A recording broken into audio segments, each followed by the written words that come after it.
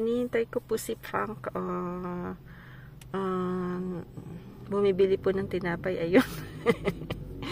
Ayan, may shoutout po ako sa family, Aquino family po, from Norfolk, Virginia. Yun. Kanina po kasi nag-shoutout ako sa garden, kaya lang mali yung pagka-pronounce ko ng Norfolk. Ginawa kong Norfolk. Ginawa ko inuna ko yung L sa Norfolk. Yun, Norfolk, Virginia, ma'am. Sana po, ma'am, hindi po masyadong malamig dyan.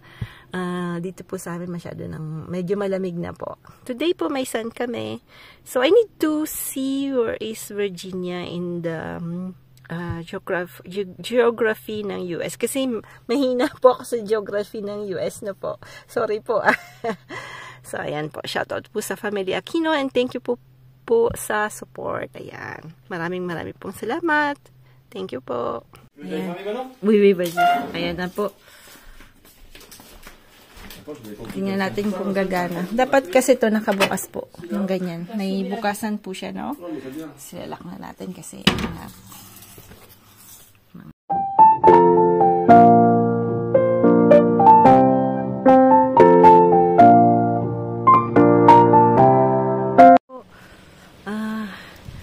malamig.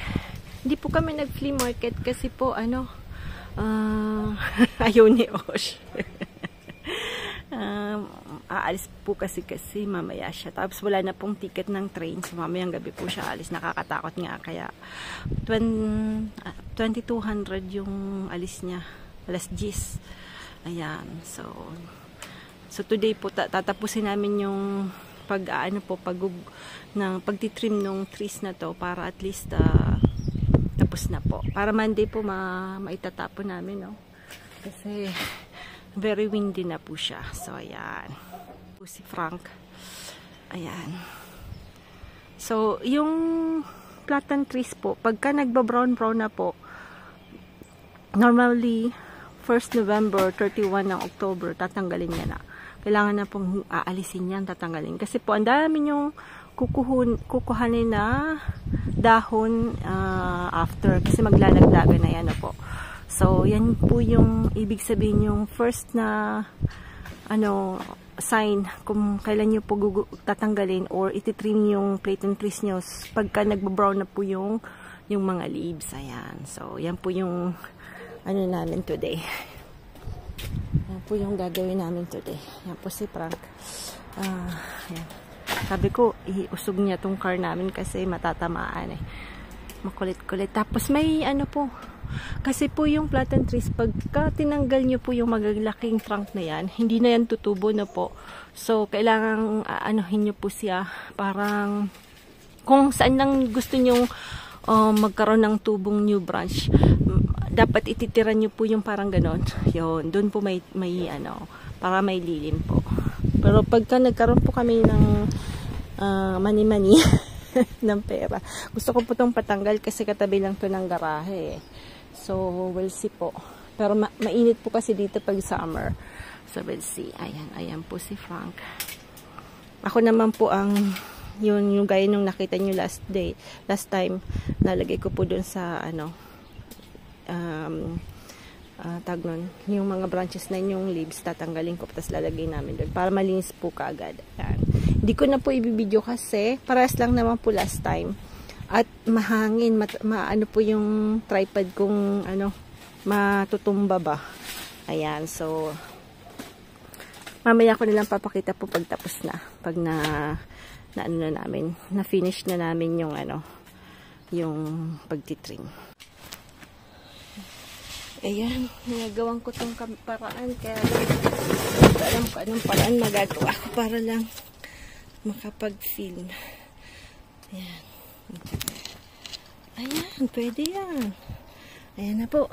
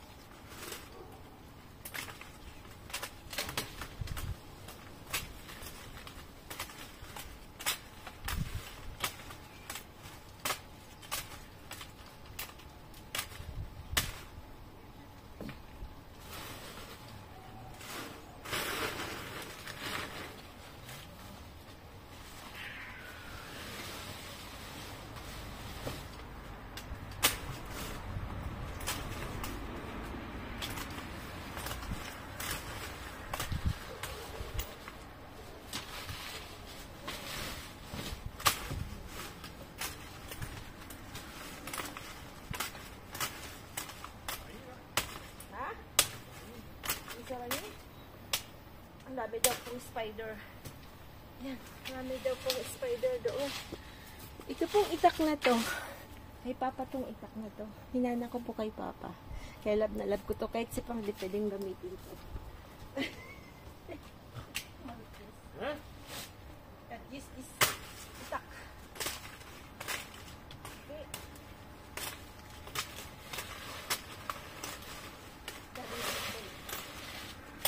Galing Bicol na itak.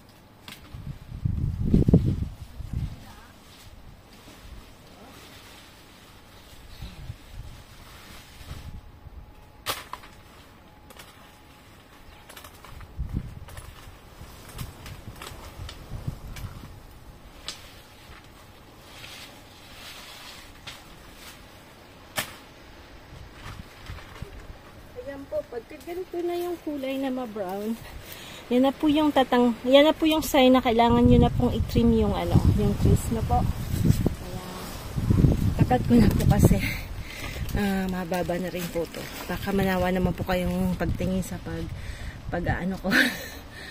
Ayan po, magandang buhay po. At today po, yan lang po yung mga gagawin namin. Ayusin namin yung sa labas.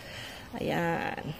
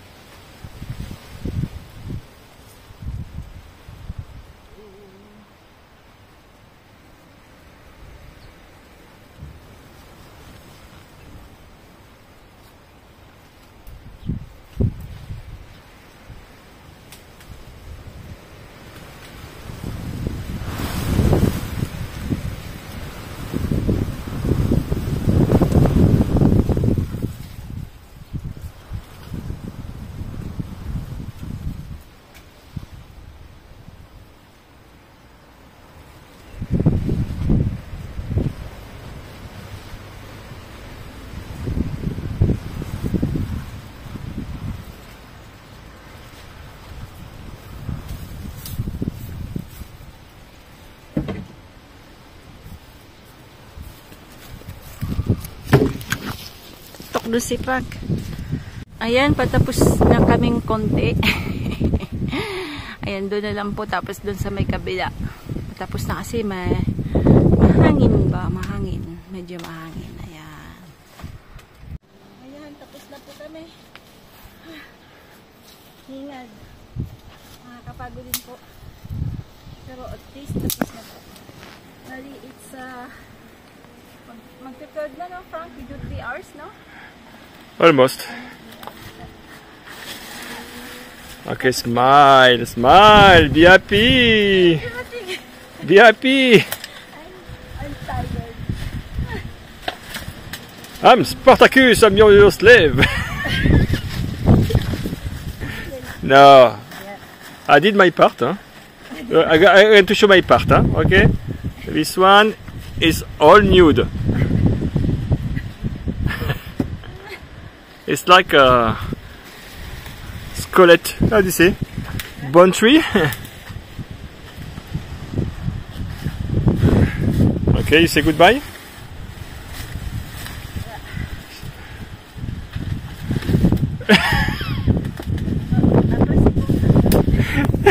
Ganda.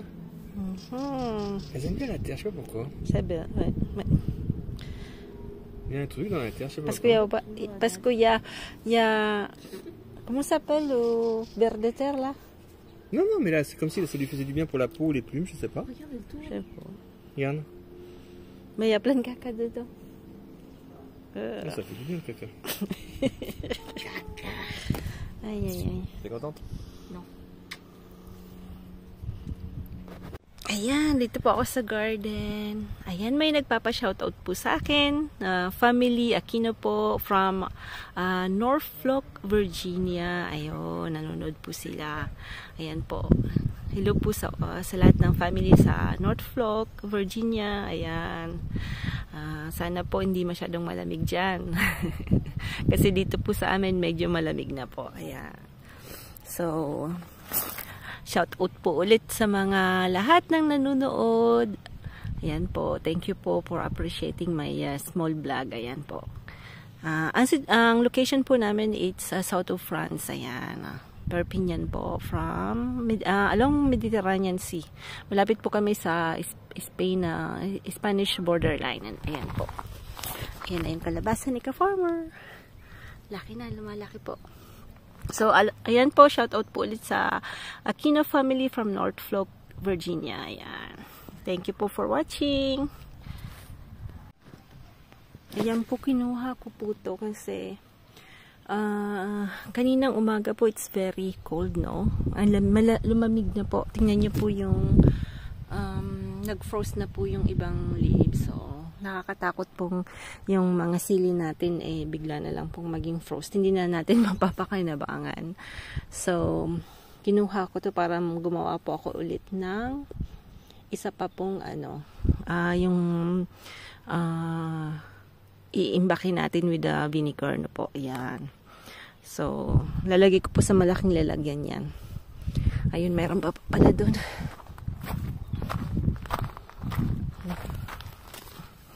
Ito, malaki to. Yan. Kunin na natin kasi sayang ba. Wala, ang tataba po. So, may nagsabi pong kali pala to. Kale. Kasi mga yun, mga hindi dito kilala. Pag sinabi mustard din daw. Another kind of mustard. Pero alam mo, magkasing lasa lang po sila ng mustasa ng itong plant na to. Ayan. Kasi yung kalabasan, laki na rin. Yan. Malaki pa rin siya. At yung niya okay pa naman. Hindi pa nagpo-frost. So, siguro makakatikim po tayo ng isa. Yan na po yung garden. Ayan po yung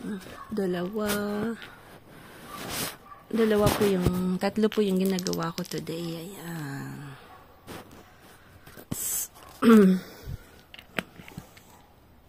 Ito po real stone to, gemstone yung linagay ko, no? Kasi dati po gumagawa po ako ng handmade na mga necklace tsaka bracelets. Ayan. Yung baligag, kailangan nyo lang po ng litong, what's the litong in English? I don't know what's the litong in English, no? Ito pong cord na to, yan. Yan. So, kailangan yan po para hindi umiitim na po. Tapos matibay po siya. Yan. So, that time lang nasa St. Martin, nung nasa reunion po ako, nakakita po ako ng necklace na ganyan, no? So, it's handmade. Pinapunta ko po yung babaeng gumagawa nito sa bahay to teach me. Ayan. Tapos kailangan nyo lang po ng mga ganitong mga tawag nito, pliers, different kinds of pliers. Ayan. So, hanggang dito na po, malapit na pong maggabi. Ayan. So, magpa-5 na po. So, hanggang tomorrow po ulit. Magandang gabi po sa lahat. Thank you po. Kami, lisukok. Ang tawag dito sa French, no? So, dapat makulo na po yung tubig. Tapos, 3 minutes lang po dyan yung itlog. Ayan. Yun po yung mga pagkain noong panahon po. Hanggang ngayon po may mga kumakain. Kasi sabi nila, healthy daw yung egg pag hindi masyadong luto. Yun ang sabi nila. So, ayan po. Tapos, mag-noodles po ako. Yung sa tirang kaldereta po, diyan ko po ilalagay yung yung noodles na to. Yan. Maganda po yung Korean noodles, ha. In fairness, masarap po siya. Para po siyang homemade na pasta. Ayan. Yung hindi pa po nakakalasa nung nakakatikim po ng Korean, po. Ito po yan. Korean noodles. Yan. Made in Korea po siya, no? So, you have to try that. Kasi masarap po siya, masarap. Ayan. Yung itlog ni ni Rebel nung manok namin maliit pa lang po siya kasi bata pa lang po si Rebel. Bata pa lang na manok 'yon. Po kami ngayon magbubud kasi malamig na po. Ayan. Ako po ang reyna ng saan? Ayan. Papaano na natin ito? Papakalayuhin na natin.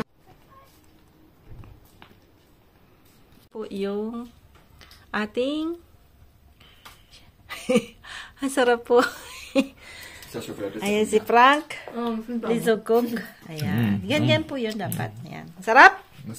Sarap. Okay. Po yung tira nating kaldereta.